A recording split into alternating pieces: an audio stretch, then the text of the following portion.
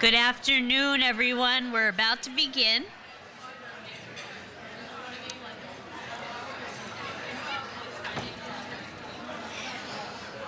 Over the next hour, we're going to hear from diverse speakers who are passionate about their work and who are leaders in their field. We'll hear about finding balance in the difficult yet very important work that we do. We'll learn about the Platinum Rule. We'll understand more about building inclusive environments that empower those to lead who also benefit from the services that our nonprofits provide. And we're going to hear about the Tinder version of collaborative nonprofit networking. So you may start with a cry through the meaningful narratives that Indra provides, but I guarantee you will end with a laugh as Brian takes us through the Tinder version of making nonprofit connections. And throughout, you'll hear about leading practices that can be implemented to augment your personal and your organizational learning. And so with that, I'd like to welcome Indra Lahiri, the founder of Indraloka Sanctuary, to talk about compassion endurance, staying strong for your cause.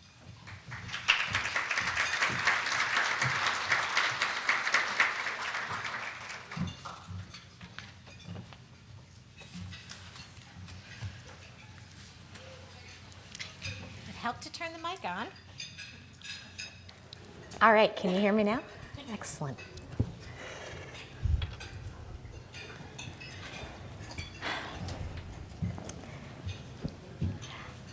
Thank you, Laura, for this introduction, and thank you, all of you, for making this conference possible.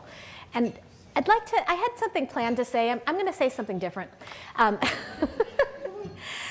I'd like to start with thanking all of you. You are the people who are out there in the trenches. You are working so hard night and day. You have a cause that you believe in, and you're putting your heart and your soul into it. You are working long hours, and I know sometimes it's hard. I know sometimes you have days where you just think you can't go on. I know sometimes there are moments where you think, I've failed. And what's more, I'm not just failing myself, I'm failing the people that I'm trying to help. I'm trying to make a difference in this world, and all this bad stuff keeps piling up, and here I made this little inroad with maybe I helped one person or one animal. And here there's 3,000 more who need me in this last hour. I know. I see you. And I appreciate what you're doing. I so much appreciate what you're doing. It is only because of all of you that this community, this Northeastern PA community, is the community it is. We are making a difference. We are changing lives. We are making this a kinder world. And it's because of you and all that you're doing to make that possible every single day. You know, I'm going to take you on a journey back to 2011. I remember sitting down with a board meeting, and I had to tell my board some really bad news. We were 3 months behind on our mortgage. We had negative $17,000 in the bank. We owed 2 different vets more than $15,000. We were 2 months late on the feed bill. We had hundreds of animals to feed and care for, and I didn't know what to do next. I thought it was time to give up. I thought I had failed. I remember just falling down on the ground. I'm just trying to take care of the animals and do what I need to do, and I just walking from one barn to the next and thinking about all the things I needed to do in the office. I just fell down on the ground and cried. I thought, I can't go on. This is too hard. I can't do it. So I want to talk to you a little bit about the journey that I went through at that moment where I was thinking about quitting. I was thinking about leaving it all behind. And I had all of these hundreds of animals to take care of. I had calls coming in every day for more. I had calls coming in every day for school groups that wanted to come in and visit with the animals and learn from them. And we didn't even have the money to take care of what we were currently doing, much less do all the extra stuff that people wanted us to do. So I had to think long and hard about what it was that I was doing, why I was doing it. And I went to visit with my good friend. That's what we do, right? That's what we do when we're really struggling in life. I went to visit with my good friend. This is Tao. He is my good friend. He is a beautiful, beautiful being. And I talked with Tao, and I said to him, I can't go on. I don't know how to feed you. If you get sick right now, I don't know if the vet will still come out for you. I promised you something, and I don't know how to deliver it. And this is what he said.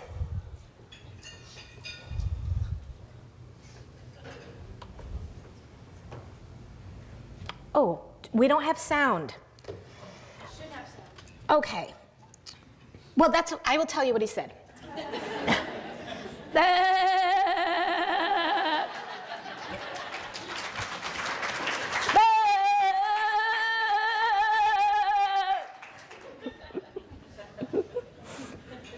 But you know, as he said it, he looked at me with such love and such trust and such compassion that I remembered why I was doing what I was doing. I was not trying to rescue these animals. They were rescuing me. I was doing this work because I needed them. And that's something all of us here need to remember, whether you're working with someone who speaks like Tao or working with someone who speaks human language. Okay. The lesson is the same. We are not the heroes here. It's our clients, it's our constituents that are the heroes. They're the ones that are out there in the world facing the realities that are so hard to face. And they're the ones that are teaching us the lessons that we need to learn so that we can live lives full of meaning. They're giving us the opportunity to live joyful lives full of meaning by being able to give and help. And that is a gift. That is a blessing. Some days it feels like a curse, but it's a blessing. So I'm going to talk a little bit about what was going on with me that day. Okay? I started to do some research, and this statistic came out more recently. This has been in the last year or so that this came out. This is from the Bureau of Occupational Psychology. I have to tell you the exact name of it. Anyways, they study occupational trends and what happens in different trends. And what they discovered fairly recently was that animal care workers in the United States have a suicide rate of 5.3 in 1 million workers each year. Okay. 5.3 in 1 million. That is the highest number of everybody except for police and firefighters. Okay. Now there are different statistics that come out from the CDC and everything else, but I'm not stuck on the numbers. Okay. What mattered to me was, oh boy, this job is hard. I better figure out how to do it. I can't let that be me, and I can't let that be anybody on my team. What am I going to do? Okay. So I started doing some more research, and I came across an article that was published in a psychological journal. My background is in psychology, so I'm quite interested in these kinds of things. And the article studied animal shelter workers, although I believe it's applicable to all of us in all of our fields. I believe it's applicable to helping professions. Okay, what they discovered is that they were studying all these different people. It was a longitudinal study of shelter workers over time. And they were trying to figure out who burns out and why. And what they found out was that there were 3 orientations that people that they studied fell into, 3 categories, okay? The first one is the identity orientation. The second one is a contribution orientation. And the third one is a practice orientation. Okay? So this is Zendo, and she has an identity orientation herself. The identity-oriented workers thought that they were born to do this work. Okay, in this case, they were shelter workers. They were born, they had a unique gift to rescue animals. They had a unique gift to rehabilitate those animals and find them homes. They were born to do this work, and what's more, they believed they had that gift more than others. Okay. They needed to do this more than anyone needed to do it. Okay. So just like Zendo thinks that she is the only one who can basically do anything because she's Zendo. So she is stuck in a case of mistaken identity. And that's what these workers were stuck in, okay? They took all the burden on themselves, and they thought they were the only ones that could make a difference. Those folks all burned out within a couple of years who had that case of mistaken identity, okay? Too stuck in the idea that they were the only ones who could do it. Easy problem to have. I've done it a million times. It's easy for us to look at it from the outside and think, oh, that would never happen to me. But the fact is, if we're not paying attention, it's easy to fall into this. Really, really easy to fall into this. And I've been there. The second one is the contribution orientation. And this is Lucy Lugusi. And she's here to share with us her perspective. Now, the goose flock at Indraloka is, how shall I put this? Complex. Difficult, not silly. You've heard silly goose, right? Geese are not silly. Okay, so Lucy Lugusi is someone who figures, okay, if things aren't the way that I want them to be, I'm going to make them better. And she takes charge and she decides she's just going to simply fix it. Okay? They found a lot of shelter workers who were doing the same thing. Okay? So they were in a position where they thought, okay, there's a problem with the system. The system's broken. Too many animals are getting euthanized, or too many people could have had help keeping their animals, or whatever the problems were. They were seeing the bigger picture problem. They were trying to help. And so they were contribution oriented. What ended up happening is these folks also burned out, okay? Because eventually, within a couple of years, a little bit longer than it took for the identity oriented people, what they would happen is they would be disillusioned that their work was not making a difference. Okay. And they would also burn out. So the other one is practice-oriented. And these are two little babies, Dheeraj and Rachel. And cows are very practice-oriented people. They're not people that tend to be stuck in their own egos. Okay? They tend to be constantly focused on the herd and on how we can help each other. Okay? And how they can be better cows. And we can do the same. And what they found with the shelter workers who were looking for, how can I make this a profession? How can I get better at this? And this is not entirely who I am. This is a piece of who I am. This is a piece of who I am, and I can get better at it, and other people can be good at it too. Those were the folks that ended up succeeding. So I started to do some more research, and we don't have a lot of time, but so I'm going to skip through some of this stuff. Compassion fatigue is real. And what that means is we stop being able to feel. Okay? Either that or we're feeling so much that we stop being able to act on the feelings. Okay? That's the short answer of that. It's similar to burnout, but you're not always burned out when you have compassion fatigue. Okay? But sometimes you talk with your nonprofit colleagues and they seem really angry, right? Or really close to tears, or really disorganized, or not good at following up on things. Okay? A lot of times that's just symptoms of burnout. It's not who they are. It's not who they are. It's just where they got stuck. And all of us have been there, and all of us could be there again, except if we do one thing. So I'm not going to go through a lot of these slides right now, but these are some contributing factors to compassion fatigue. What I want to get to is how we prevent it. Okay? There is one proven method to prevent compassion fatigue.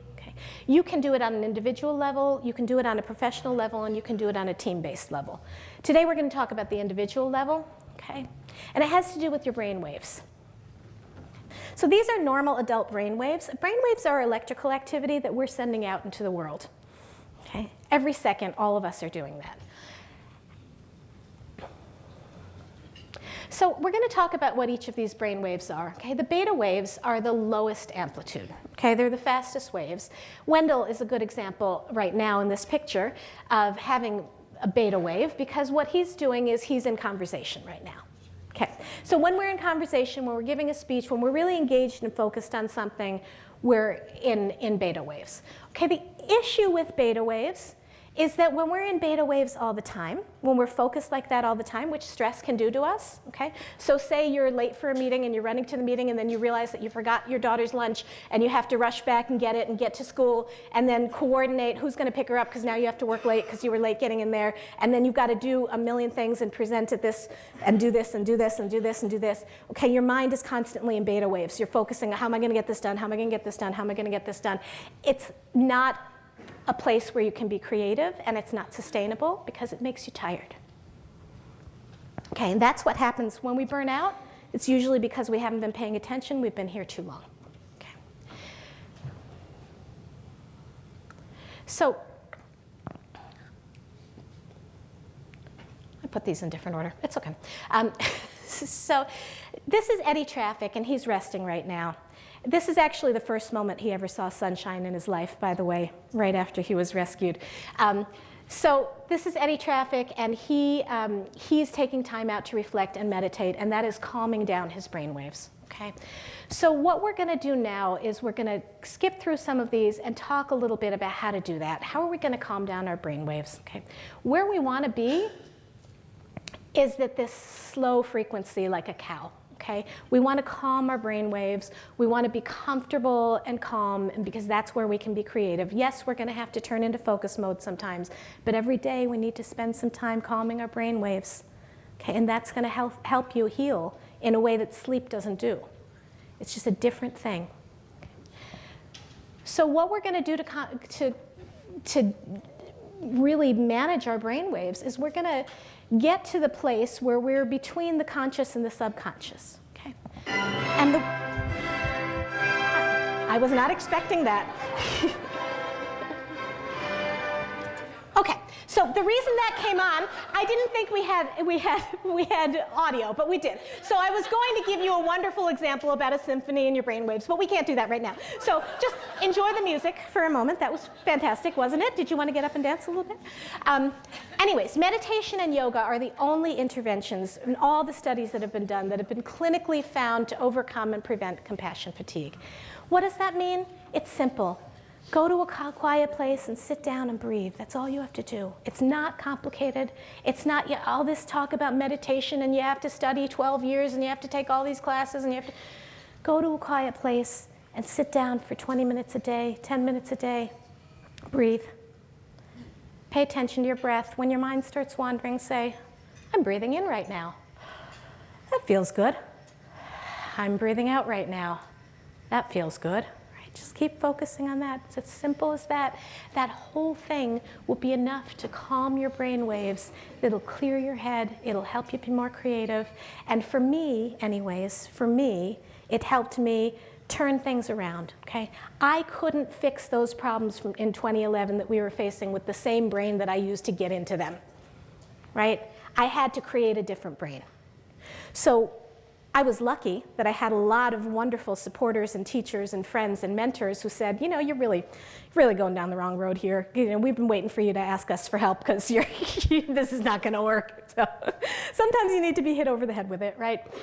But because of that, I had the opportunity to start sitting quietly and paying attention to my breath and paying attention to, literally, I started saying to myself every day, treat me like an animal, okay? What do I need? The same needs that the animals have, right? I need nutrition, I need to take care of my spiritual well-being, I need to have calm, I need to be stress-free, I need to have a roof over my head, I need to have all, so I started treating myself the way that I was treating the animals that I was caring for. And I found that it turned everything around.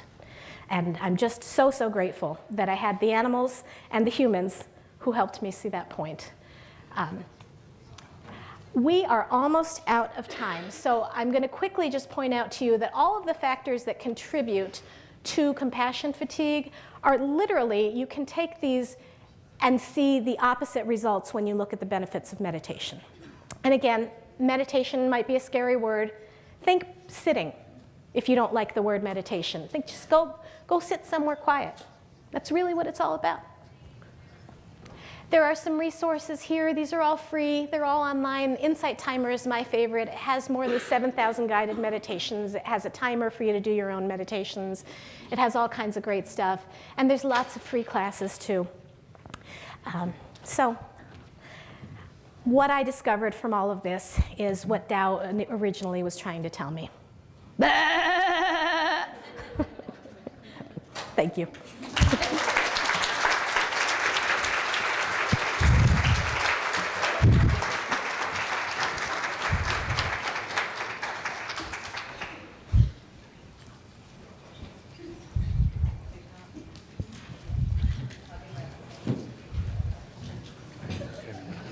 Oh, you want that? Thank you, Indra.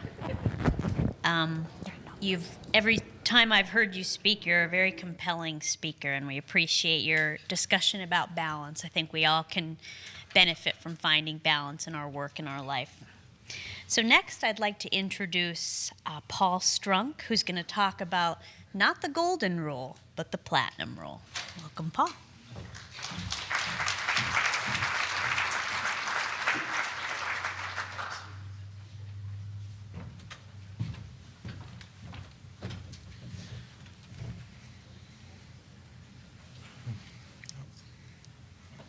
There we go. So a quick story.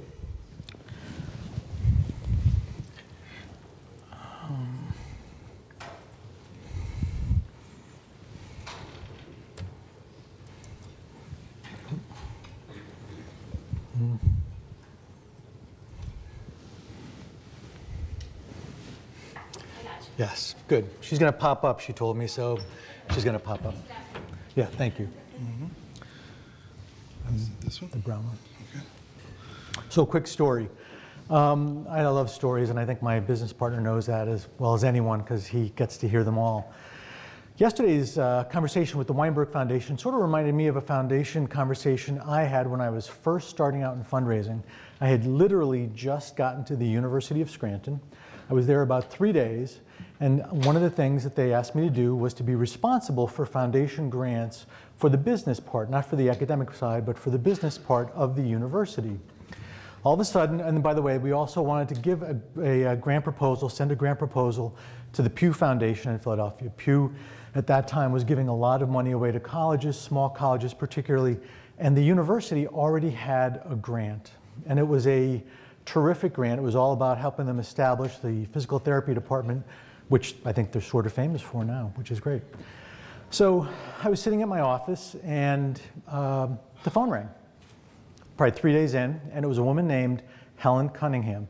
I will not forget her name. And she was from Pew. And I said, "Oh, Helen, it's very, nice to talk to you.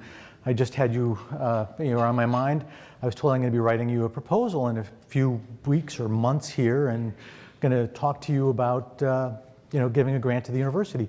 She said, "Well, that's great, but I'm probably not going to fund it." And I was like, "Oh, why?"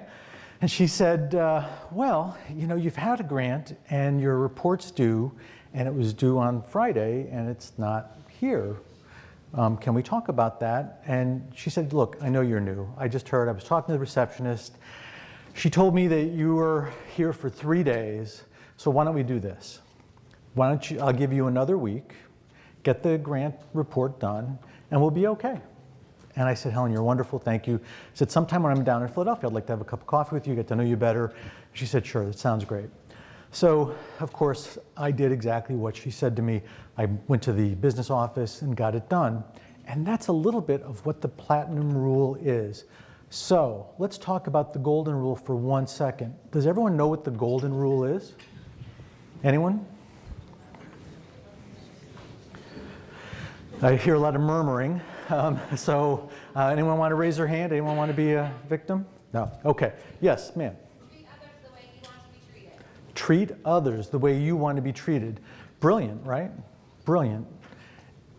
Except that's the way you want to be treated. That's not the way they want to be treated.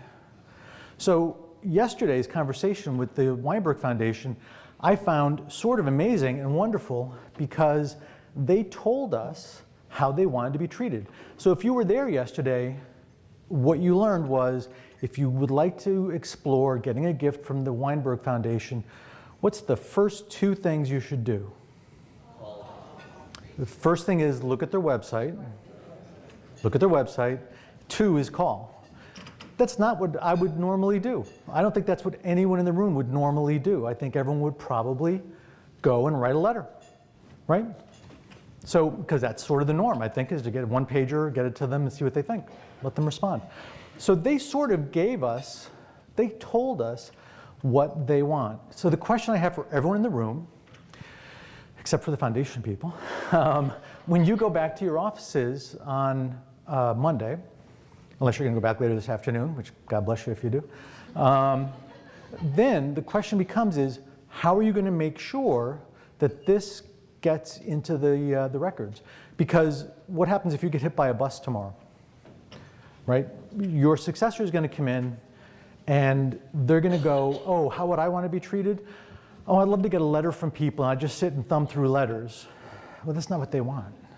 And so what you're doing is you're setting yourself up, and by the way, you may not remember this in 6 months or a year or 2, 3, when you do finally send a letter to the Weinberg, and they're going to say, we don't want a letter, we want a phone call.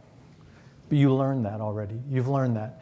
So how do you make sure that you treat people the way they want to be treated? And the easiest way, this is going to sound way too simple, the easiest way to treat people the way they want to be treated is to ask them. So one of the things my business partner and I do a lot of is we do feasibility studies for capital campaigns for usually smaller organizations, but even small colleges. And we get to go and we get to talk to donors. We get to go and talk to the colleges or the organization's top 35, 40 donors. And you sit there for an hour and we have a list of 10 questions or 12 questions. And we ask them these questions and the people respond. And they more than respond. It is amazing what people will tell you if you talk to them. So the question I always have now for development officers, and my recommendation I guess I have for development officers, but for everyone in the room, is talk to your donors. Talk to your board. If you're an executive director, go have coffee with one board member once a month, once a week if you can do it. But talk to them. Find out how they want to be treated. I'll tell you another quick story. This is, again, a University of Scranton donor. There was a relatively wealthy family, and they had a house up at Harvey's Lake, and they had an office in Wilkes-Barre. And they wanted all of the mail to go to the office. They didn't want one letter to go to the house, nothing. And they've made it perfectly clear. So a new director of annual giving came in, and it was time for the big Christmas soiree. And the annual director said, or the annual fund director said, oh no, we're going to send that to the house, because that way it's kind of a social thing, it's not a business thing. So they did that. They sent the letter to the house. So what do you think happened? What do you think happened? The gentleman, the husband of the couple, called us right after getting the invitation and said, I'm mad at you.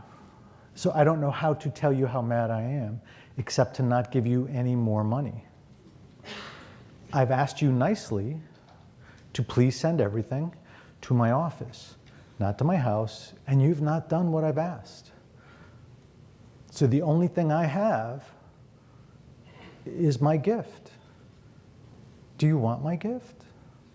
And of course everyone goes, yeah, please let us alone. We're just little development people. We're trying to do the right thing, but we mess it up. So again, listen to what your donors, listen to what your board members, listen to what your constituents want, and then do it.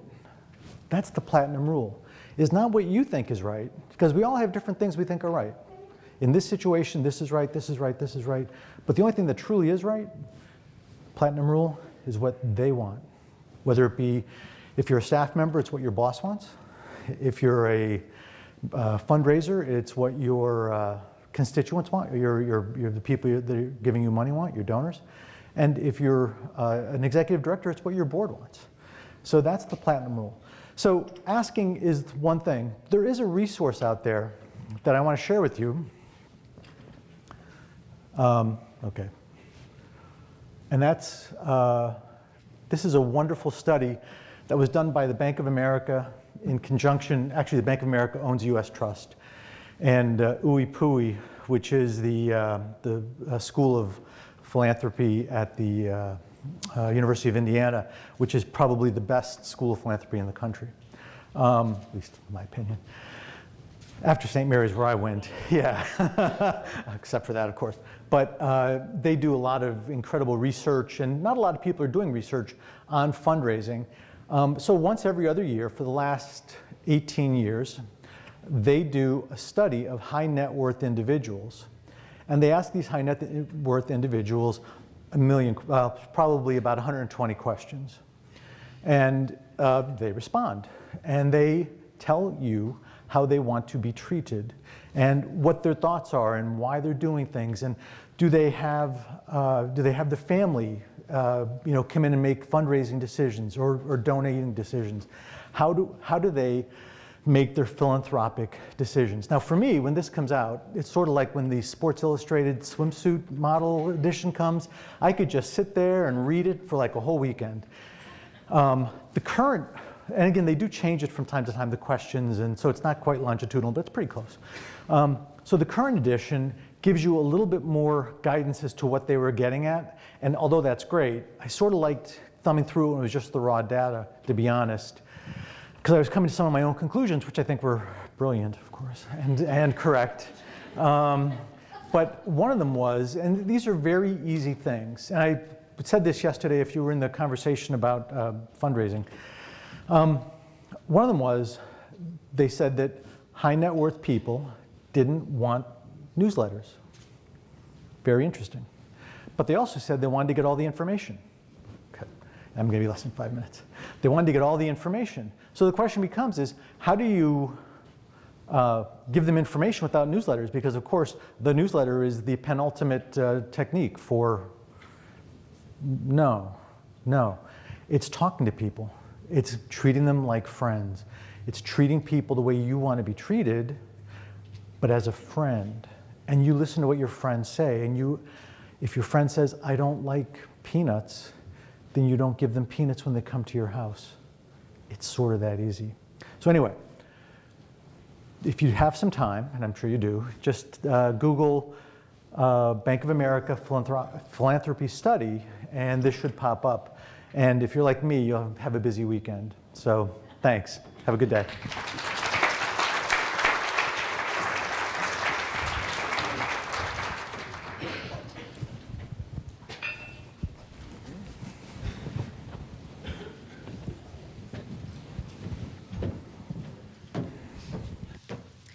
Thank you, Paul. I can say from a foundation perspective, I tune into that study.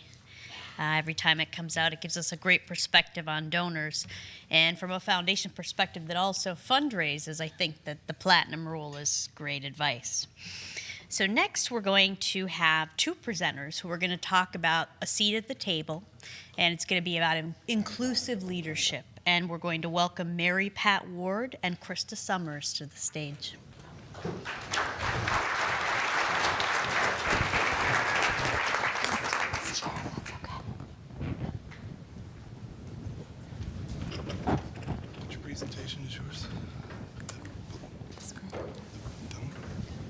I'm going to steal another chair. I'm sorry. I'm expecting, and this baby only gives me about 10 minutes of standing.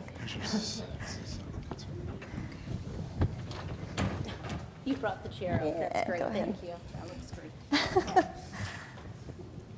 So my name's Krista Summers. I'm the executive director of the Catherine Macaulay Center, and we help homeless women with children in Lackawanna and Luzerne counties. I'll give this to you, please. Thank you. So my name is Mary Pat Ward.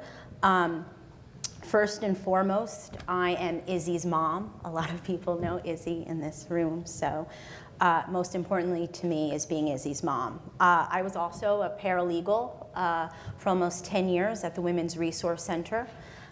I'm currently the executive director for the Office of Economic and Community Development for the city of Scranton.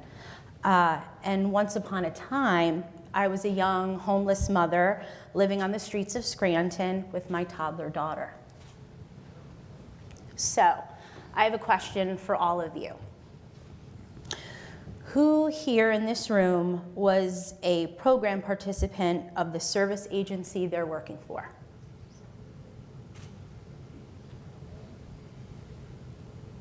Okay.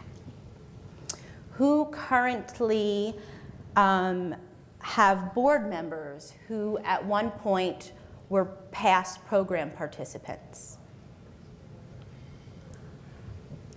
Do you see where I'm going with this? I think you see where I'm going with this. And here's another question too. It's a little bit of a harder question, but something to think about. Even if you are of the lucky few that are using from the pool of wonderfully, incredibly talented people that you have served over many, many years, are they actively part of the discussion if they're sitting on the board? Are they part of implementing strategic plans? Are they doing committee work? Are they really and truly a part of your organization? So this is the important question of the day. Why are we speaking for those who are more than capable of speaking for themselves? Just take a moment and take that in.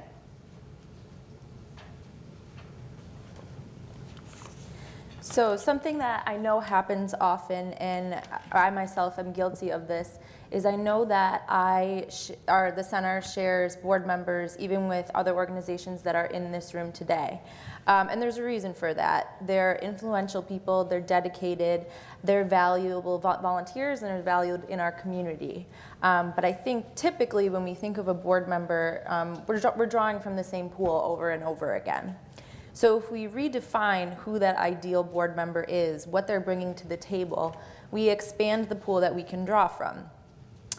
Today we're talking about a specific example. We're using a past program participant as kind of an out-of-the-box, a unique board member. But that could look a variety of different ways. Maybe it's a family member of a client. Maybe it's an active client right now.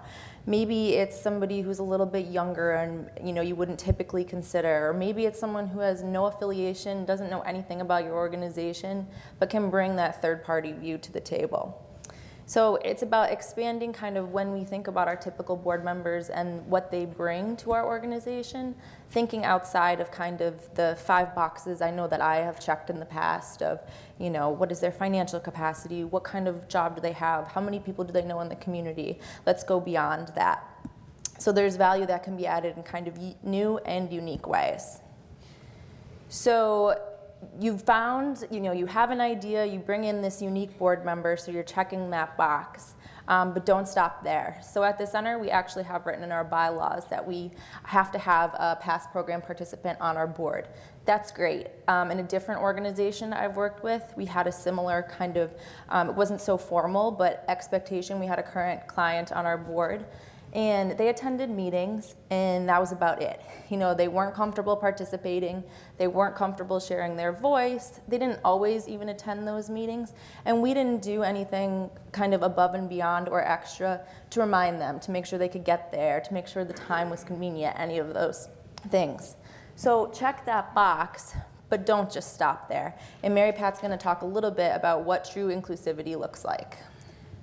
So being inclusive, especially when you're looking at what could be a unique board, is some of those questions. I have lots of questions today, none that have to be answered today, but surely to take back with you and to really think about. One of the biggest ones, and I've fallen into this category too in the past, is does your board meet during the day? There's a lot of work that happens during the day, and I absolutely appreciate that and understand, but it's something to think about. How are we being inclusive when we are creating that privilege around a board, like at the very time in which you meet, which is during normal working hours? It's something to think about. Or if you do wind up having a good board makeup, and you've decided to add that young person to the board, which we've heard over the last couple of days, and as soon as you get them, you sit down and say, you're going to be doing the social media, right? And there is probably most likely a better skill set for them. In addition to, I mean, it could be the social media, but there's also an opportunity to really, it's about understanding who people are, and not just always for what they bring to the table, but what we can help them grow, and allowing that room to grow. So some more questions. Does your board have a training or onboarding? Is there a trial period, an opportunity to back out without feeling guilt? How about a mentoring program? And what was most important to me when I sat on the Catherine McCauley Center board was the ownership of that board. They asked me to chair the Program Effectiveness Committee, and we did some big work, including changing what the sheltering program looked like. I was also part of the hiring process when Sister Therese retired, and there was ownership and care to it, and I'm so glad that we have Krista with us today because of that. So it's something to think about. Are we being inclusive? So part of that too, and before I kind of get into my story, I don't want to discredit the value of data and the value of numbers and having goals and things like that. But when I was interviewing for this position, I said what I thought was a pretty typical question, you know, what's the success rate of our women who are in housing programs? And the staff and the board members who were in the room at the time kind of laughed a little bit at me, and they were like, that's an impossible question to answer. And I was like, what? You know, like, how could we not answer that question? But what they meant by that, and what I learned in the past year, is that measuring success is not an across-the-board measure. So to us, if we have a client that maintains the same phone number for 1 year, that's a success. If we have a client, ultimately we want them to maintain independent housing, but if we have a client who can go 3 months and we don't get a call from their landlord, that's a victory. You know, so looking at maybe kind of taking what, you know, the ultimate goal and the ultimate success is, but breaking it down into smaller wins as well. As Mary Pat mentioned, when she was the former past participant on our board, she chaired our Program Effectiveness Committee. She was an active member. She made instrumental change. So when a new person is coming in, those are huge shoes to fill. You know, so what does success look like? Is it, you know, the first 6 months, they're attending all the meetings. After those first 6 months, you know, they're voicing their opinion. They're getting more comfortable. I don't expect, you know, kind of a new board member to jump in and chair a committee as Mary Pat did. You know, she's a wonderful example, but let's redefine what success looks like and built in some options to have failure along those ways. And when you think about it, what failure versus success means, just be flexible in those conversations. I think also there's a responsibility every organization in this room has in their mission in some way to kind of better the community. So what is your responsibility to when you have these unique board members join you? It's to empower them. You're a developing workforce. You're building those relationships. You're letting their voices be heard without interpretation. Mary Pat touched on it a little bit earlier, but you know, let's shorten that ladder between direct consumer and then the people who are making the decisions. Now, it's not always practical to just go direct from A to B, but let's shorten that as much as possible and have representatives speaking on their own behalf.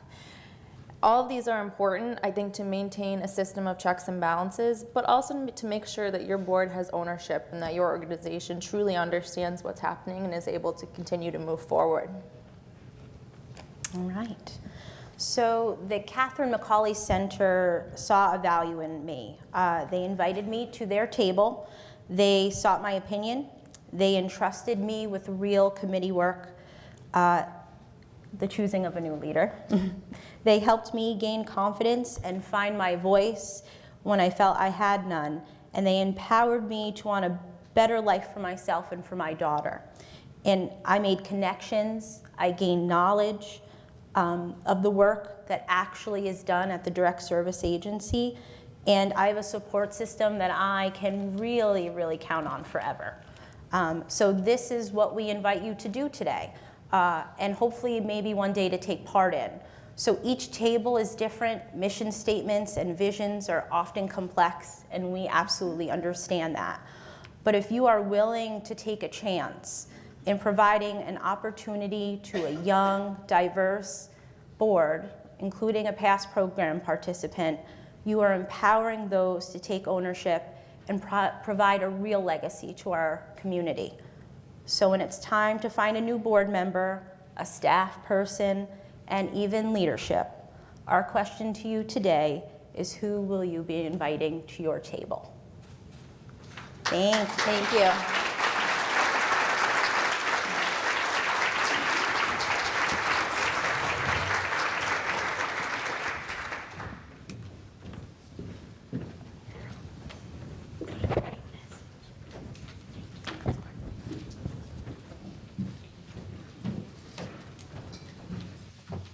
Thank you, Mary, Pat, and Krista. What an important perspective on leadership development, and an important reminder to us all to be inclusive when we're building leadership at our organizations. And last but not least, I'm excited to see what's coming next, I have to say. Swipe right. We heard about networked nonprofits when Leslie Crutchfield spoke. And I think that this might take us in a creative direction about networking and collaboration. So I welcome Brian Ebersol to the stage.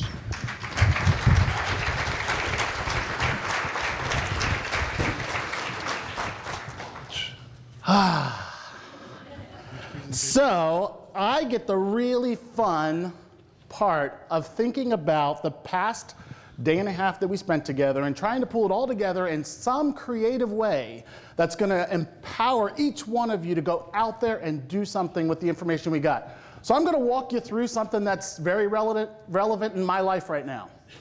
I am learning all about swiping right. So for those of you that may not know, in the dating world now, there's a lot of opportunities to go out and meet people. You know, many of you probably met your significant others in high school, or on the bus, or at a restaurant, or at the bar. And now we have all of these apps and technology that are connected to our phones. So the only reason I'm doing so good at Wahoo is because I'm always on my phone looking to see if I matched with somebody. I'm joking. So today we're going to talk about swipe right. So how do we take everything that we heard? And I've been interviewing you guys throughout the day today, and there's 2 pages of notes that we're going to synthesize into about 6 categories. And we're going to talk about those because there are so many dating apps out there. There was a breakout session if you wanted philanthropy. There is a farmers only website that you can find a farmer. There's all of these opportunities out there that you can really fine tune what it is that you're looking for. And so hopefully in this past day and a half, you've seen and had some of those opportunities to kind of align more closely with people. We talk a lot about collaboration and networking and all of those things, but I hope you made some of those connections. For me, I would love to go to Farmers Only, but I don't have a farm anymore. But that's okay. There's Tinder, there's lots of different things. And so we're going to work through a little bit about that. So during some of the breakout sessions, so we had that networking break in between. Hopefully you got lots of numbers, just like you're out dating. You got lots of information. You added them to Wahoo. You followed them. You asked them a question. You started the conversation. Well, so what I did was, during the break, I went and got a new headshot. Because I needed to create my dating profile. We had to figure out a way that we were going to put this in front of all of you. And so Mike Straub did a great job. Hopefully lots of you got to take advantage of that opportunity. Thank you, Mike. And I walk in to get my photo taken. He goes, "Well, the diva is here." I said, "What does that mean?" He's like, "Because you're going to ask for this in the next 30 seconds because you want to use it for something else, don't you?" And I said, "Yeah, I need it for a dating profile." So for those of you, then now I've turned that into my Tinder profile. So, and if you're looking at the details, it may say 42, but I'm really like 2 21-year-olds. And so let's just keep that in mind as we go. So You create a little bit of a profile. You probably registered on the app and you shared a little bit of information. Not too much because you don't want to be out there, but you shared a little bit. You got people interested in having a conversation. Some of you popped up an icebreaker and talked about where you've been because that's what you're comfortable in talking about right now. And so as you were going around, hopefully there was just enough in your dating profile that somebody in the room sparked your interest. What did we hear from just about every speaker? We heard that it is really about developing the concepts, incubating the relationships, and meeting people where they are. So there's my profile in the case that you're swiping through. A right would be great. And you're probably thinking, why is this guy up here talking to me about dating? And it's because I have a lot of experience in this world. So whether that is with men, with women, going out with farm animals to help at a sanctuary, wherever it is that you're connecting with people, that's why we have this opportunity to really share and come to an event like this. So, you can do it. We're gonna walk through the process, all right? And here's where we get to summarize some of the key points that we heard from people. So you created your dating profile. You might be interested in speed dating. Tinder's a great way for that. You go quick right through them. It's just like you're circulating the room during a networking event. You're kind of going through, you're just learning enough to see, is there a connection? Is this worth the investment in time to go back for the follow-up conversation? Take advantage of the free resources. That was one of the things that you guys posted in the pickup line section. Free resources are out there. There are free dating apps. There were free Google software platforms that we learned about. There are free resources that are available through the foundations. Lots of places that you can go that you don't have to pay for this stuff. So take advantage of that. That's part of what the value of the networking is. So as you're creating your profile, a couple things to keep in mind. I think it was Rick who said, be honest. So that lack of honesty is a barrier in which we're out there. So whenever you're communicating about your organization, you're communicating your position, be honest. How many of you have ever gone on a date and that person didn't look like anything like you thought they were going to? That has happened to me one too many times. But you really have to put out and be honest. Put that information out there. Be willing to share with your board members. Be willing to give kind of that status check because, as was shared with us before, it's really about coming to that self-awareness piece so that you're able to move to the next place and in the next direction. All right, so we got self-awareness, know your signature talents. That's what goes in your little profile. That's the details that you're giving to people. You work in your strength zones instead of trying to build up your weaknesses. That's a lot of energy going into a place that might not have a big return. All right, so what is the next thing that we should do? We should ask others. So a funny story. So my ex-wife and I still get along pretty well. We have a 7-year-old, like we get together for dinner and all that kind of stuff. And so we were having dinner at her house one night, and she was explaining to me about a date that she had coming up, and that she just wasn't getting the matches on Match.com and all that kind of stuff. And I said, let me see your profile. And so I went through the process of actually helping my ex-wife improve her dating profile. Because who better to ask than people who are in the situation just like you? The breakout sessions this morning, what a great way to get around people that are thinking and know you and know the experiences that you have, that she can put out, or you guys can put out better information. And so as we think about how all of this starts to come together, it really is then the hunt. For some of us, that was Wahoo for the past couple days.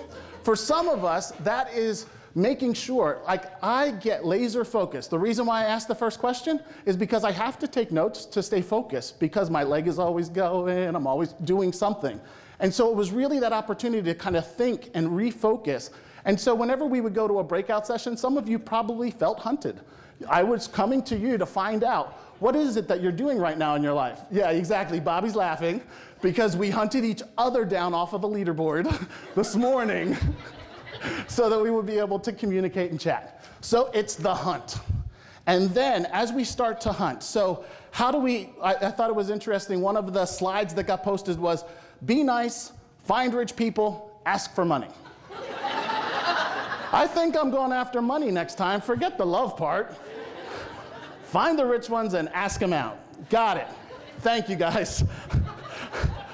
All right, if it is the other thing, go for youth. So I'm two 21-year-olds. Go for youth. Bob Kelly said it yesterday. Think about how you start to engage different people. You just heard it with the seat at the table. Think about how we engage somebody that has a different perspective, that comes at life in a different way, or that is representing something else that we might need in our organizations, which might be just energy. It might be ideas. It might be creativity. It might be any of those things. And so be willing to go young. This does sound like a dating game. Start small. Start out with just that bit of a conversation, a little bit of information, and then guess what happens? You find the match. So today at 10:08, I found the match. It is not the right one, but there's those matches, and so it allows for me to engage in a conversation. So Bobby and I may have been competing on the leaderboard, but we were having conversations now about his son who's going into the nursing program and thinking about other opportunities, and I'm trying to figure out what's the environmental health impacts that we can really think about that tie into this idea of a healthy community. And so it allows for that conversation to begin. And so as you get the matches with people for lots of different reasons, figure out what it is that you can gain from that relationship and how you're going to utilize it. And so you can do it. So we got the hunt, the match, time to engage, have the conversation. Invite them to see your organization. Maybe it's grab a cup of coffee.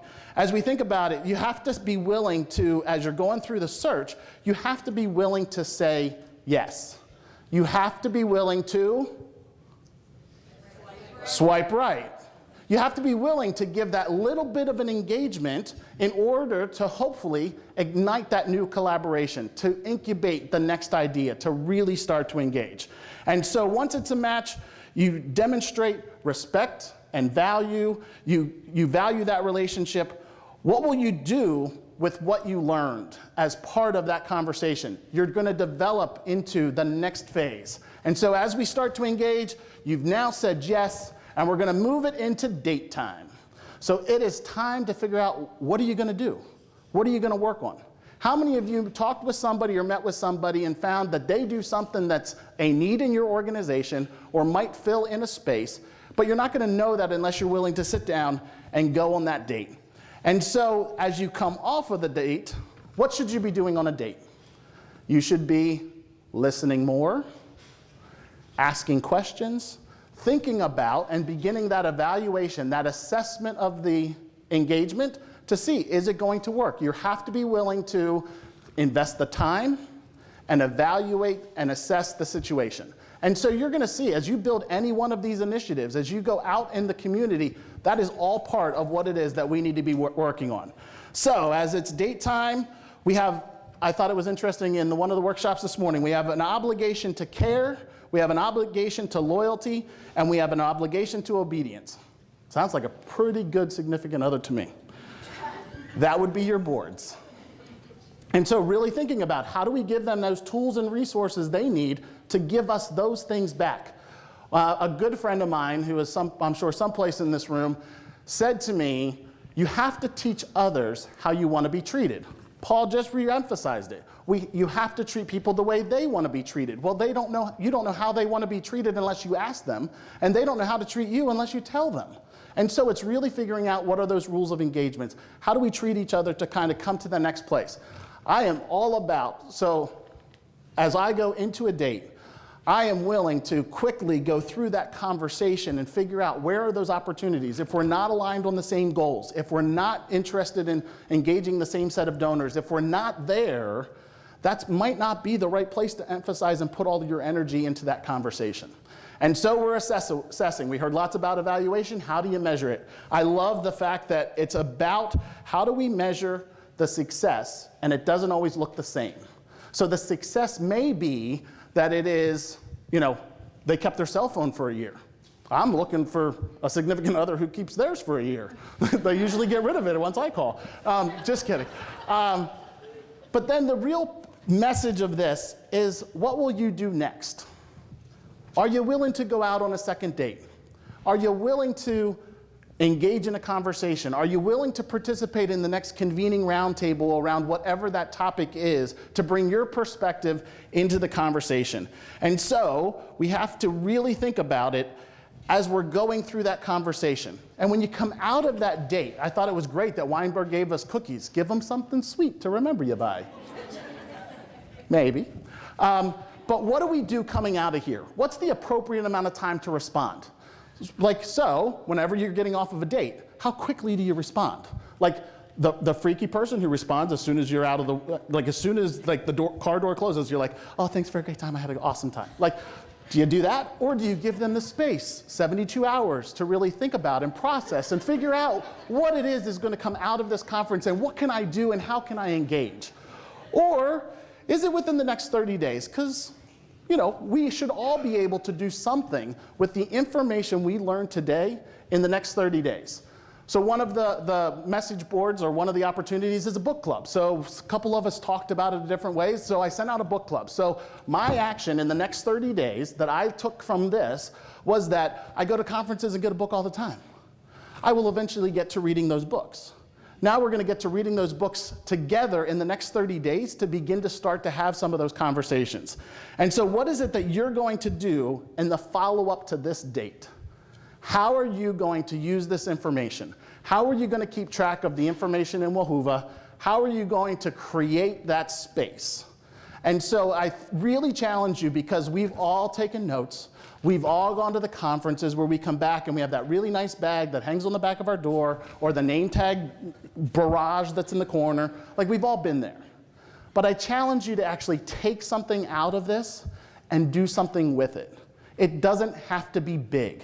It could be simply sitting down with a cup of coffee and sharing something that you learned.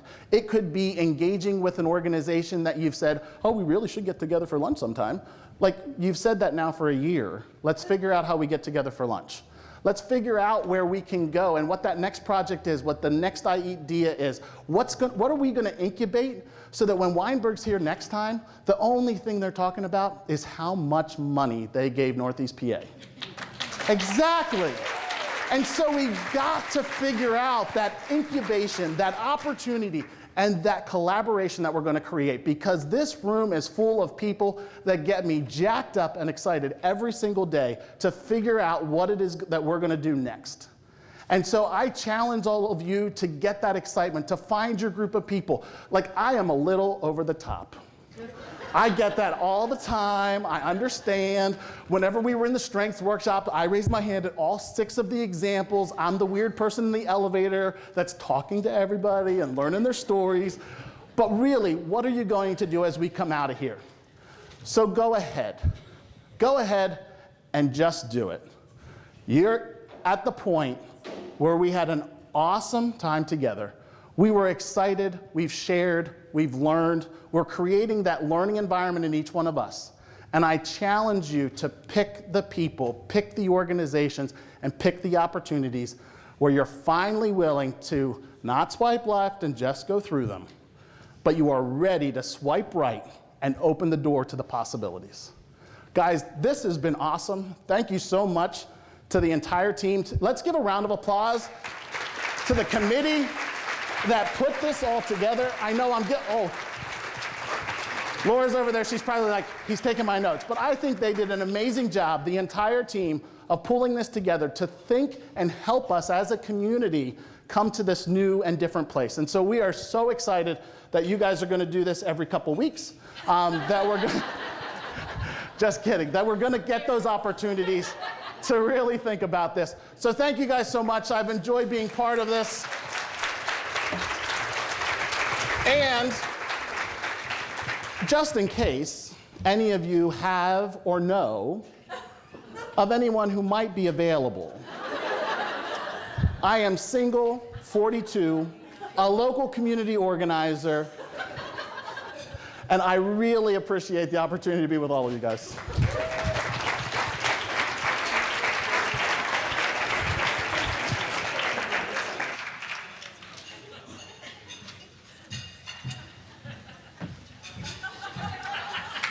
Way to end on a high note. We're creating connections at the Learning Conference, and we're going to come back with Weinberg's going to tell us, just the amount of funding that they've given to this region this year. Thank you, Brian. We have had some incredible, authentic speakers present at this conference, and I really think it speaks to the quality of the leadership and the quality of the people that serve our region, and you're in this room. So I would really like to see us all give all of us in this room a round of applause for everything that you do. You really are, we're really blessed to be part of such a really caring, compassionate community. And I'm grateful to all of you for being here with us for our first conference. So before I start to wind us down, I'm going to go back to this leaderboard competition because it's been getting pretty intense. And so we have a few prizes to give away. And the purpose of the leaderboard competition is really because the app that we started, the Whova app for this conference, where you're going to be swiping right, is about engagement. It's about collaboration and engagement and excitement and shared insight over this conference. And that's why we want to acknowledge and reward those who were so skilled and diligent on that app in creating community. And so we'll start with our third prize winner. Make sure it's the right one because it changed. It's been active. It's been active.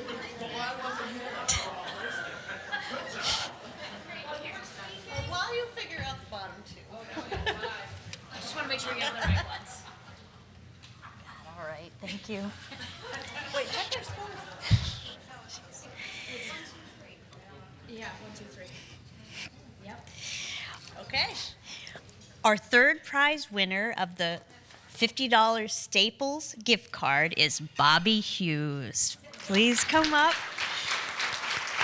and accept it. Thank you, Bob. Thank you. Our second prize winner of the $100 Staples gift card is Rebecca Barnes. All right. Woo.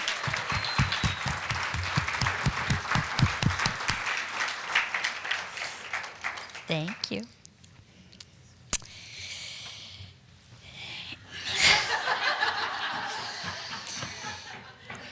And surprisingly, our first prize winner of the leaderboard competition and winner of the laptop is Brian Eversaw.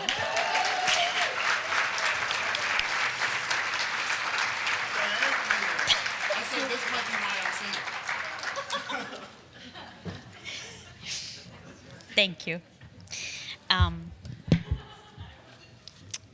So as we wind down, I first want to give a special thanks to our partner, the Moses Taylor Foundation, and our sponsor, the Harry and Jeanette Weinberg Foundation, the Margaret Briggs Foundation, and all of our other appreciated sponsors and exhibitors who made this conference possible. I also want to thank the Scranton Area Foundation Board of Governors for supporting the concept of the Center for Capacity Building and Nonprofit Excellence, from what this conference and all of the other learning opportunities that we can offer to the region are a natural fit. I believe some great ideas have been inspired from this learning conference. I will be participating in that book club. I think it's a fantastic way to celebrate what we'll all learn together. And I think some other wonderful ideas will be incubated that I think we've all heard throughout this conference. A special thank you to, again, our incredible speakers and presenters, to all of you for taking the time out of your busy lives to join with us and share in organizational learning.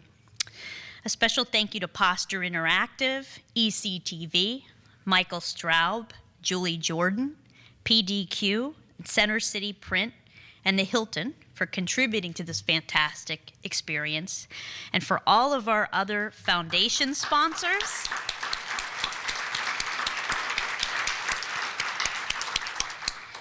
organizational sponsors, and our exhibitors for being a part of this.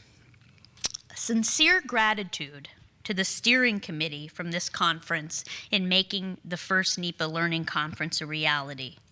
And a special thanks to Jeff Smith and Ellen Stevens at the Moses Taylor Foundation for your help in getting in the trenches with our team in logistics and the hands-on work. We really appreciate the partnership.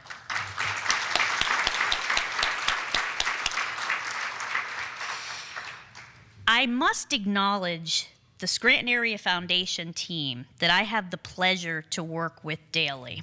We're a small but mighty group. We pride ourselves in keeping it lean and mighty. And I can honestly say that every person on our team is a dedicated professional that gives their all to their work. It's a pleasure to work with them, and they take a lot of pride in what they do and what the foundation does in our region, and it shows. Thank you.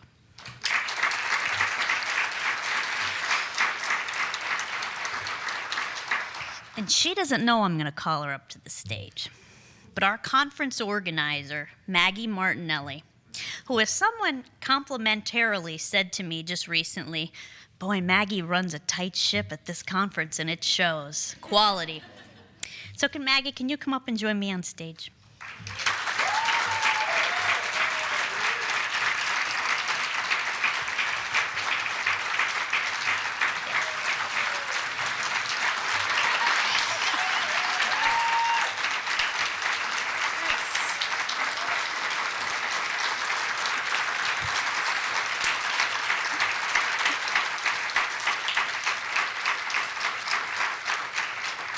When we conceptualized the idea of a learning conference for the region with our partner, the Moses Taylor Foundation, and we started to establish a steering committee, Maggie eagerly rose to the challenge of implementing a learning conference.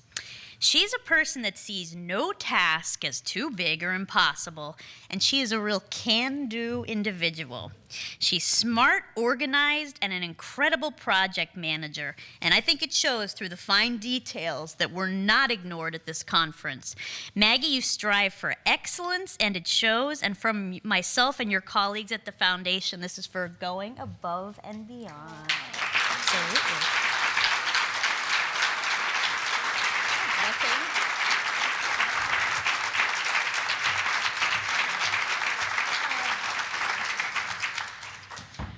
I'm overwhelmed, and I'm so grateful. I don't take it lightly at all that it is not easy for you to leave your desks and leave your jobs and leave your daily tasks. And to me, I took this as a responsibility to make this the most valuable time that we could have made for you. And I hope that you felt that it was. I hope that you enjoyed this. I hope you'll come again when we, hopefully, the next time we're able to have this. And I'm just incredibly grateful. I am so blessed to work for the Scranton Area Community Foundation. They are wonderful people to work with. They do wonderful things for the community, and it's a major honor, so thank you.